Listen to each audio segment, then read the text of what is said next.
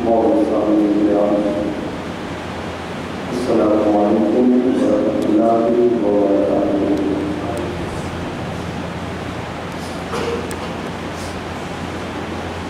الحمد للہ نحمده ونستعینه ونستغفره ونؤمن به ونتوکل علیہ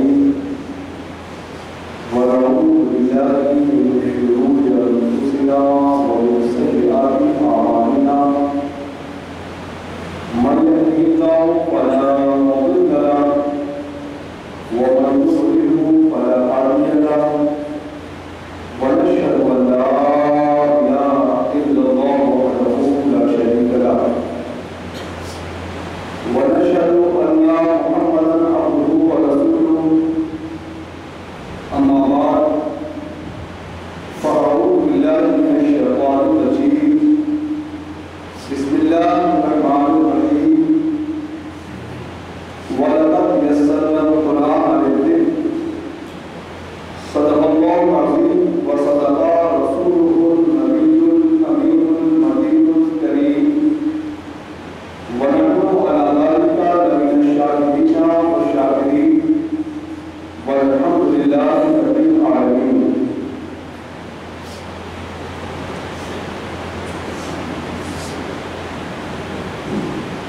آئیے مصطفی کا اپنے پیارے نبی حضور رحمت للعالمین شفیع المذنبین سرکار عالم نور مجسم شاہد العالم جناب احمد مجتبی محمد مصطفیٰ صلی اللہ علیہ وآلہ وسلم کی بارگاہ اقدس میں ہدیہ درود پیش کریں۔ اللہم صلی علی سیدنا شفیعنا حبیبنا نبینا مولانا محمد مبارک وسلم صلو علیہ صلاۃ و سلام علیک یا حبیب اللہ یا رسول اللہ صلی اللہ علیہ وآلہ وسلم۔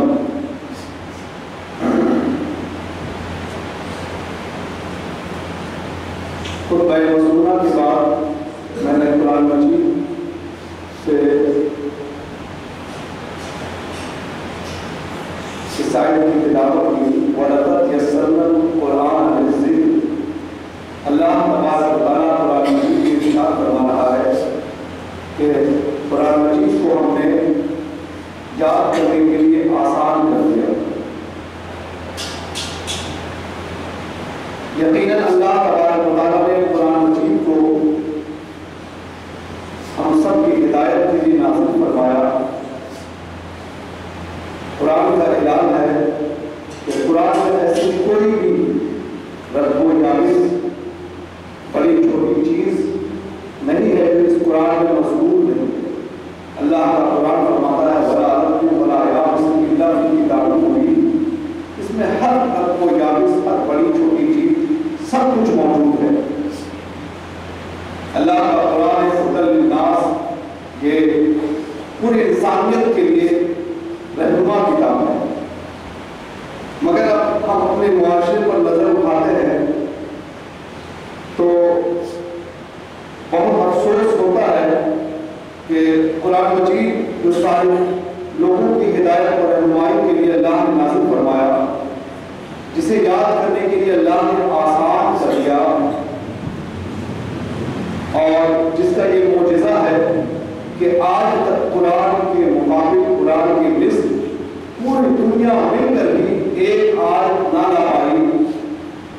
آج مسلم معاشرے میں قرآن کے تعلق سے یہ حال ہے کہ بچپن میں جب ہمیں سمجھ نہیں ہوتی، لاشعوری کا زمانہ ہوتا ہے، ہم کچھ سمجھ نہیں سکتے، اس زمانے میں ہم قرآن جو ہے ہجا کر کے سیکھتے ہیں، اور آغاز ہم بغدادی قاعدہ سے کرتے ہیں، پھر خوشی ہوتی ہے جب یسر القرآن پڑھنے لگتے ہیں، پھر حافظ صاحب ہمیں اما بارہ سے قرآن مجید کا آغاز کرتے ہیں، پھر الف لام میم، اور اس طرح ہم خوشی سے مچلنے لگتے ہیں کہ اب ہم قرآن پڑھنے لگے۔ مگر حقیقت یہی ہوتا ہے کہ وہ قرآن جو سارے انسانوں کی ہدایت اور رہنمائی کے لیے نازل ہوا، ہم اس سے واقف نہیں ہوتے، ہمیں شعور نہیں ہوتا۔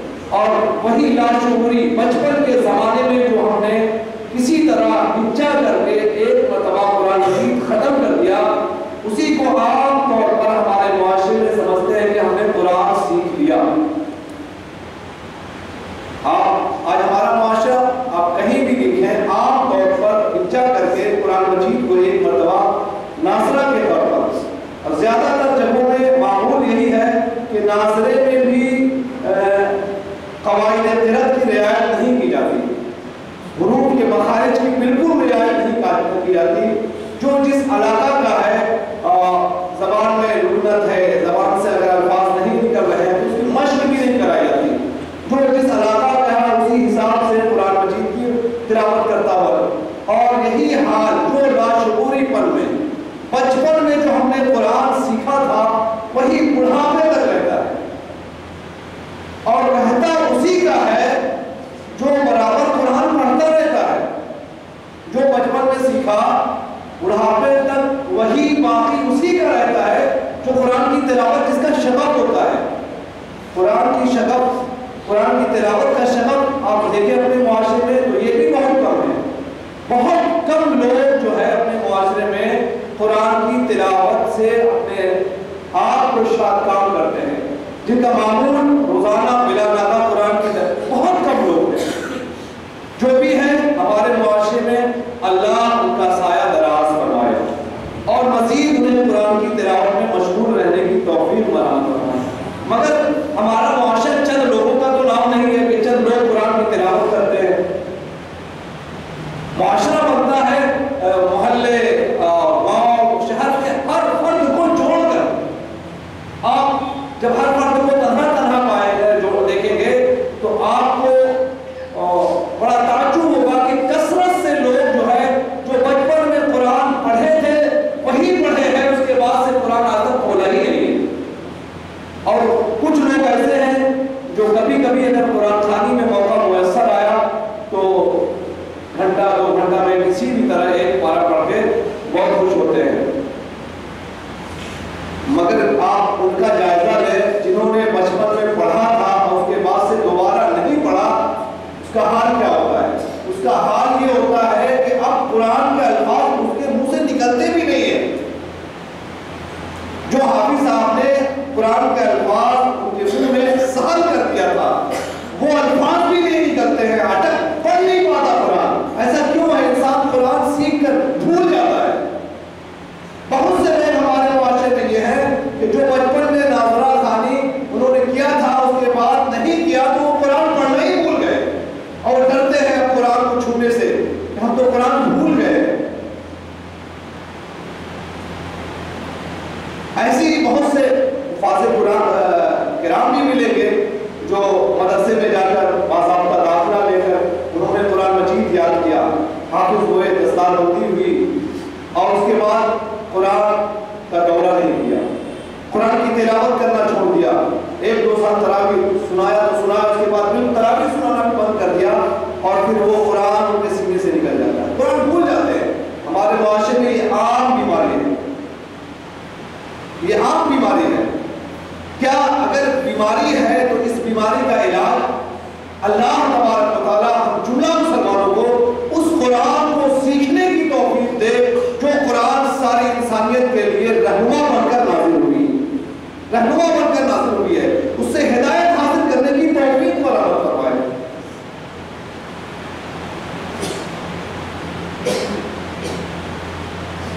آج یہ ہم قرآن جو بچپن میں سیکھے تھے بھول گئے یا حفظ کیے تھے بھول گئے، یہ بیماری آئی کیسے؟ آپ اللہ کا قرآن پڑھیں، قرآن مجید میں اللہ تبارک و تعالیٰ ایک آیت میں یوں ارشاد فرماتا ہے وَمَا أَصَابَكُم مِّن مُّصِیبَةٍ فَبِمَا كَسَبَتْ أَيْدِيكُمْ وَيَعْفُو عَن كَثِيرٍ۔ جو مصیبت تم پہ پڑی ہے، وَمَا أَصَابَكُم مِّن مُّصِیبَةٍ، جو بھی مصیبت تم پر پڑی ہے، فَبِمَا كَسَبَتْ أَيْدِيكُمْ، وہ تمہارے ہاتھوں کے کرتوت کی وجہ سے ہے، اور اللہ تو بہت سی باتوں کو معاف کروا دیتا ہے۔ وَيَعْفُو عَن كَثِيرٍ، ہم نے خود قرآن کو پڑھنا دوبارہ نہیں کیا، قرآن کی تلاوت کرنا دوبارہ نہیں کیا، جو بچپن میں مولوی صاحب سے سیکھا تھا اسے بھی بھلا دیا، تو یہ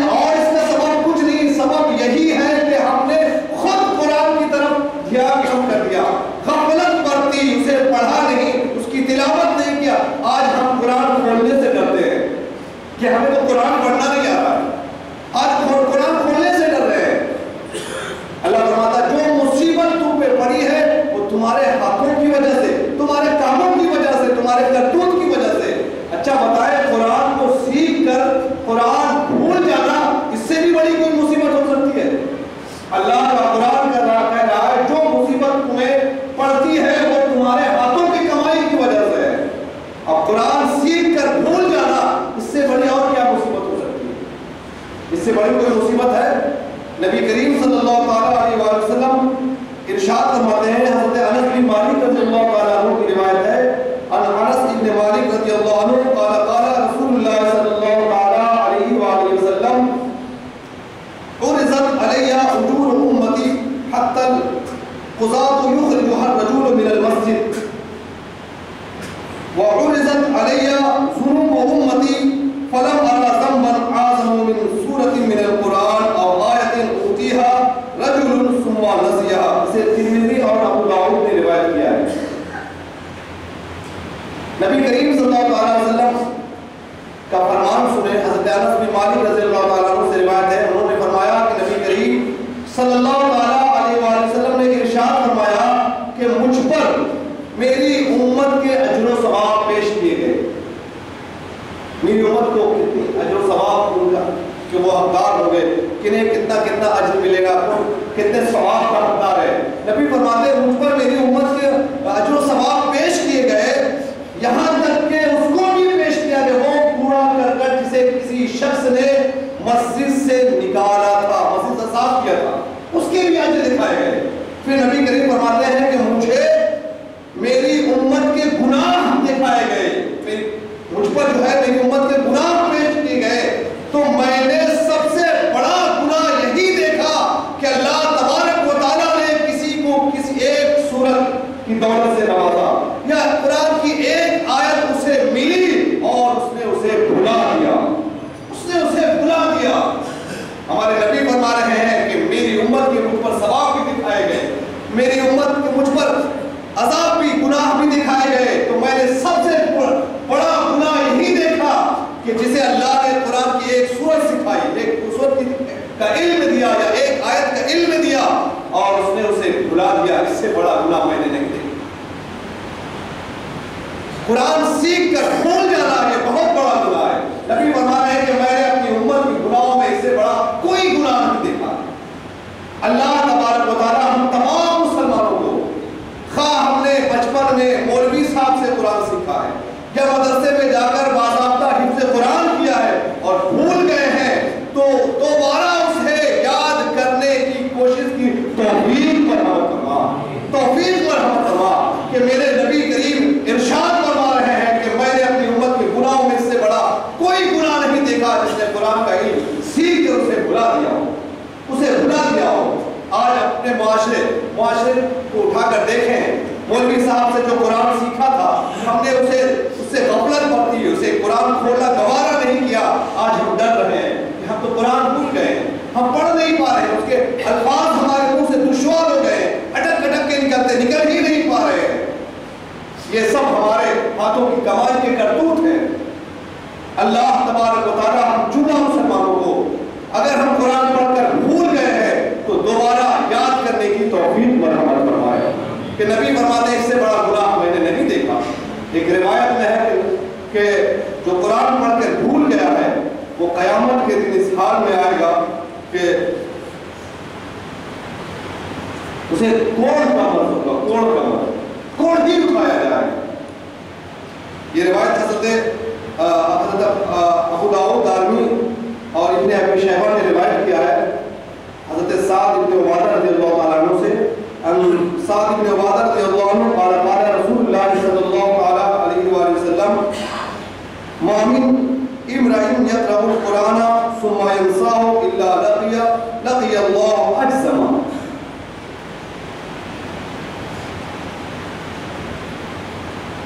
حضرت سعد بن عبادہ رضی اللہ تعالیٰ عنہ سے روایت ہے، انہوں نے کہا کہ نبی کریم صلی اللہ تعالیٰ علیہ وآلہ وسلم نے ارشاد فرمایا کہ کوئی بھی آدمی کوئی مرد جو قرآن سیکھتا ہے، قرآن سیکھ کر پھر اسے بھول گیا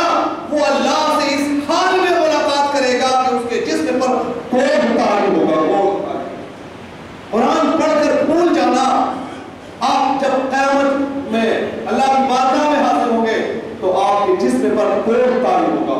नबी फरमाते हैं कि मुझ पर मेरी उम्मत के गुनाह पेश किए गए तो मैंने इससे बड़ा गुनाह नहीं पाया कि उसने कुरान पढ़कर भुला दिया हो, कुरान पढ़कर भुला दिया हो।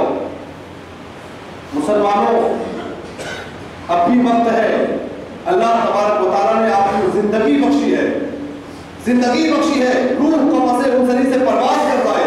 इससे पहले आप अपने कुरान को दुरुस्त कर लें।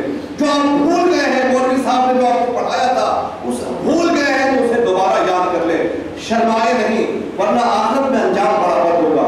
अल्लाह तबारक व तआला हम जुमला मुसलमानों को कुरान मजीद से शगफ रखने, गफलत को तोड़ने, बेदारी पैदा करने, कुरानी तालीम को आम करने की तौफीक मरहमत फरमाए। याद रखें, कुरान का इल्म, कुरान की तालीम इतनी जल्दी सीने से निकलती है। नबी करीम सल्लल्लाहु अलैहि वसल्लम उसे ऐसी मिसाल दिया जैसे कि ऊंट को जो रस्सी से बांध दिया गया हो, ऊंट जो रस्सी से बांध दिया गया हो, तफसीर ऐसे दी जिस तरह रस्सी से बंधा हुआ ऊंट मौका मिलते ही भाग जाता है, अगर उसकी हिफाजत ना की जाए तो भाग जाता है, ऐसे ही साहबे कुरान के सीने से कुरान निकल जाता है, कुरान निकल जाता है। अब वो रिवायत सुने, ये हज़रत अब्दुल्ला इब्न उमर रज़ियल्लाहु अन्हु की रिवायत है। अन इब्न उमर रज़ियल्लाहु अन्हु अन्ना रसूलुल्लाह सल्लल्लाहु अलैहि वसल्लम क़ाला इन्नमा मसलु साहिबिल कुरान कमसल साहिबिल इबिल मुअल्लका इन आहदा अलैहा अमसकहा व इन अतलकहा ज़हबत। मुत्तफ़क़ अलैह हदीस है कि इमाम बुखारी और इमाम मुस्लिम दोनों ने इसे रिवायत किया है। हज़रत अब्दुल्ला इब्न उमर रज़ियल्लाहु अन्हु से रिवायत है, उन्होंने कहा कि नबी करीम सल्लल्लाहु अलैहि वसल्लम ने इरशाद फरमाया, इन्नमा मसलु साहिबिल कुरान कमसल साहिबिल इबिल मुअल्लका। नबी करीम सल्लल्लाहु अलैहि वसल्लम ने इरशाद फरमाया, साहिबे कुरान की मिसाल, कुरान वाले की मिसाल ऐसी ही है जो रस्सी से बांधे हुए ऊंट का मालिक इन आहदा अलैहा अमसकहा, कि ऊंट का मालिक जब तक ऊंट की हिफाजत करता रहता है उसे रोके रखता है, अपने कंट्रोल में रखता है। वह इन अतलकहा ज़हबत, और जो ही ऊंटों को छोड़ देता है सारे ऊंट भाग जाते हैं, सारे ऊंट भाग जाते हैं। आप इस मिसाल में थोड़ा गौर करें कि नबी करीम सल्लल्लाहु अलैहि वसल्लम ने तमसील दी बंधे हुए ऊंट के मालिक से। क्यों? जानवरों में जो है इंसानों से गैर मालूम, सबसे ज्यादा गैर मालूम जानवर ऊंट है। आप दूसरे जानवर को देख लें, गाय, बकरी, बतख, मुर्गियां, इंसान से बड़े मालूम हो जाते हैं। आप कहीं से मुर्गी ले आए, एक गांव से आपने एक मुर्गी खरीदी और अपने गांव ले आए, पहले दिन तो छटपट करती तो आप रस्सी बांध के चंद दिन रखते हैं। चंद दिन दाने खाने के बाद वो आपको पहचान जाती है, आपके घर को पहचान जाती है, आप जिस डरबे में, जिस खोंडले में आप उसे रखते हैं उसे पहचान जाती है। दिन भर वो कहीं भटकती फिरे, शाम को वो आपके घर वापस आ जाए। ये हाल आप बकरी का देख ले, गाय का देख ले, मगर ये सब इंसान से मानूस होते हैं, मगर ऊंट जानवरों में सबसे ज्यादा गैर मानूस, सबसे ज्यादा गैर मानूस। कितनों खिला दे, साल भर रख ले, 2 साल रख ले, मगर उसे जब ही मौका मिलता है तो कहीं भी, अभी मैं भोपाल गया था, भोपाल से आगे सागर जिला, तो पहली मरतबा मैंने देखा सड़कों पर खूब ऊंट है, अब कोई मालिक नजर नहीं आ रहा। तो जो ड्राइवर था मैंने उससे कहा भाई इसके ऊंट सब इतने घूम रहे हैं, कहा कि राजस्थान से आ जाते हैं, चल रहे हैं, तो मालिक कहीं होंगे, शाम को ढूंढते ढूंढते वो आएगा फिर ले जाएंगे। गैर मानूस होता, मौका मिलते ही फिरार। अगर मालिक ने हिफाजत की तब तो कब्जे में है, जो ही गफलत बरती ऊंट फिरार हो जाता है। और नबी करीम ने साहबे कुरान की मिसाल ऊंट वाले से दी।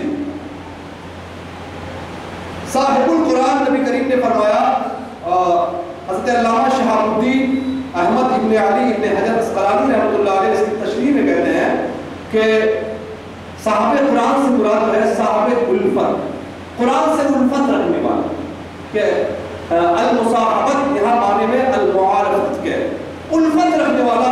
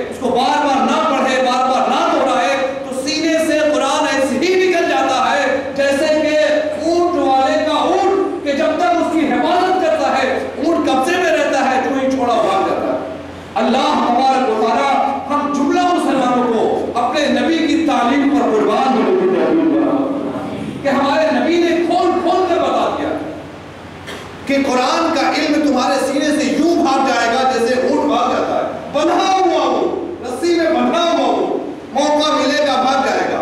یاد کی ہوئی آیتیں، یاد کی ہوئی صورتیں آپ اسے نہیں پڑھیں گے، نماز میں نہیں پڑھیں گے، قرآن کی تلاوت میں پڑھیں گے، اپنے اوراد اوزاب میں اس کو نہ بنائیں گے تو آپ کے سینے سے نکل جائے گا۔ آپ نے بچپن میں مولوی صاحب سے سیکھا، امام صاحب سے سیکھا، حافظ صاحب سے سیکھا، مگر آپ نے اسے دہرایا نہیں، پڑھا نہیں، دیکھا نہیں۔ آج آپ کی زبان پر وہ اٹک اٹک کے نکل رہا ہے، مشکل ہو رہا ہے، اور آپ کہتے ہیں ہم قرآن بھول گئے۔ قرآن بھولنے کا انجام آپ نے ابھی سنا، نبی کریم فرماتے ہیں کہ میری امت کے گناہ جب مجھے دکھائے گئے تو میں نے سب سے بڑا گناہ یہی دیکھا کہ قرآن پڑھ کر بھول گیا۔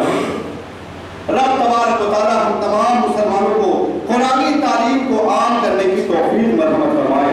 آپ شرمائے نہیں، ابھی آپ کی روح نہیں نکلی ہے، آپ زندہ ہیں، اللہ نے زندگی بخشی ہے۔ اگر آپ بھول گئے ہیں تو پھر سے سیکھ لیں، قرآن کی تلاوت میں لگ جائیں، غفلت کو دور کریں۔ آپ روزانہ بلا ناغہ قرآن کی تلاوت کو اپنا وتیرہ بنائیں، عادت بنائیں، وظیفہ بنائیں، ہر روز قرآن کی تلاوت کریں۔ اگر آپ ہر روز نہیں کریں گے تو آپ کے سینے سے آپ قرآن نکل جائے گا، ایسے ہی جیسے اونٹ بھاگ جاتا ہے، اونٹ بھاگ جاتا ہے۔ رب تبارک و تعالیٰ ہم تمام مسلمانوں کو قرآن مجید کی تعلیم عام کرنے کی توفیق مرحمت فرمائے۔ ایک روایت متفق علیہ حدیث ہے حضرت عبداللہ کی، وہ سنیں، عن عبداللہ رضی اللہ عنہ قال النبی صلی اللہ علیہ وسلم بیس ما لأحدهم ان یقول نسیت آیت کیتا و کیتا بل ہوا نسیہ استذکروا القرآن فإنه اشد تفصیا من صدور الرجال من النعام بعقلها۔ حضرت عبداللہ فرماتے ہیں کہ نبی کریم صلی اللہ علیہ وآلہ وسلم نے ارشاد فرمایا کہ کوئی یہ کہے کہ سب سے برا یہ ہے کہ کوئی کہے کہ میں فلاں آیت بھول گیا۔ اس کہنے کو نبی نے میں فلاں آیت بھول گیا ہوں، نبی نے کہا کہ برا ہے۔ کسی کا یہ کہنا کہ فلاں آیت بہت بری بات ہے، بلکہ وہ یہ کہے کہ میں بھولا نہیں، نسیہ بھلا دیا گیا ہوں، اعمال ہمارے خراب ہو گئے، کرتوت خراب ہو گئے، قرآن سے غفلت ہو گئی، اس کی تلاوت سے محروم رہ گئے، تو اللہ نے قرآن کو بھلا دیا۔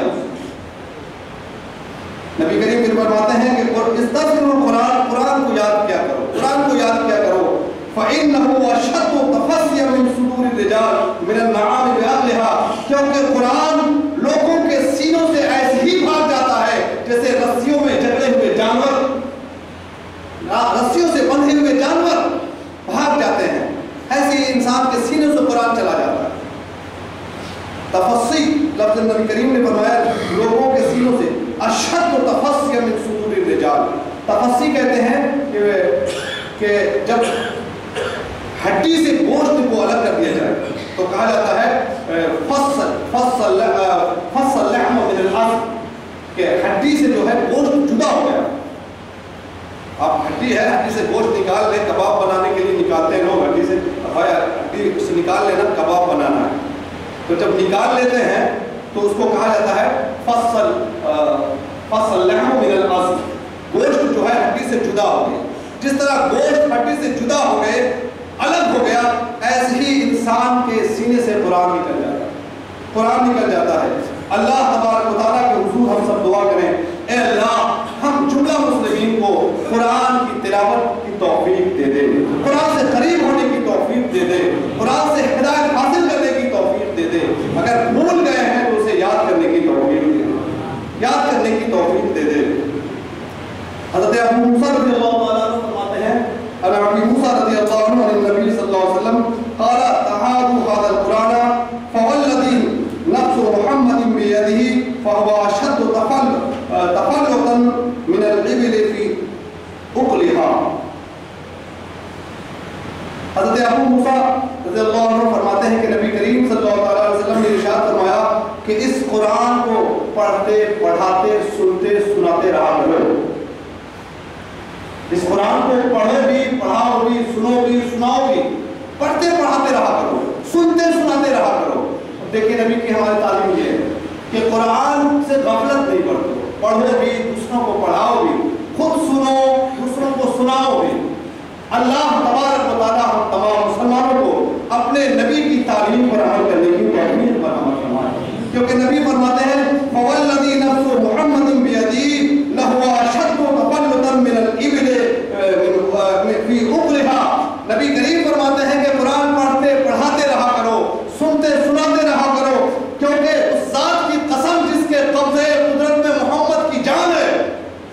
کہ قرآن بندھے رسی میں بندھے ہوئے اونٹ سے اونٹ کی تیزی سے بھی زیادہ سینے سے نکل جاتا ہے، سینے سے نکل جاتا ہے۔ اللہ تبارک و تعالیٰ ہم تمام مسلمانوں کو اپنے نبی کی تعلیم پر عمل کرنے کی توفیق عطا فرمائے، قرآن سیکھنے کی توفیق دے دے، بھول گئے ہیں دوبارہ یاد کرنے کی توفیق دے دے اللہ تبارک و تعالیٰ ہم جملہ مسلمانوں کو۔ آپ دیکھیں قرآن یہ رب کی توفیق سے ہی ہم سیکھ سکتے ہیں، رب سے دعا کرتے رہے، رب سے دعا کرتے۔ قرآن کے تعلق سے اللہ تبارک و تعالیٰ نے ارشاد فرمایا اِنَّا سَنُلْقِي عَلَيْكَ قَوْلًا ثَقِيلًا، بے شک ہم عنقریب آپ پر بھاری کلام نازل فرمائیں گے۔ قولاً ثقیلا، اللہ نے قرآن کی صفت میں ثقیل بھاری لفظ کہا۔ اب جب قرآن اتنا بھاری ہے تو بغیر اللہ کی مدد کے کون ہے جو اپنے سینے میں جس کو یاد کر سکے؟ کون ہے؟ اللہ نے قرآن کو ثقیل کہا، بہت بھاری کہا، بغیر اللہ کی مدد کے آپ قرآن نہیں سیکھ سکتے۔ اللہ تبارک و تعالیٰ قرآن مجید میں نبی کریم صلی اللہ علیہ وسلم کے تعلق سے ارشاد فرماتا ہے اِنَّا عَلَيْنَا جَمْعَهُ وَقُرْآنَهُ، اے محبوب اس قرآن کو سینے میں جمع کرنا اور اسے پڑھنا یہ ہمارے ذمہ کرم ہے، ہم نے اپنے ذمہ میں لیا، ہم آپ کے سینے میں قرآن جمع کر دیں گے، ہم آپ کو پڑھائیں گے۔